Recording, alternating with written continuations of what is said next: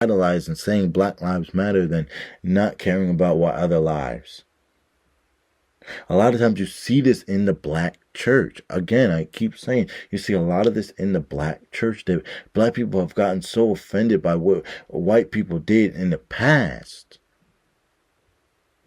that we start conforming to the itching ears of talking about the president rather than praying and uplifting President Trump. We start talking about him, and we start saying stuff that's going to make people rouse and cheer and feel good about themselves because they're talking about Trump versus praying for President Trump.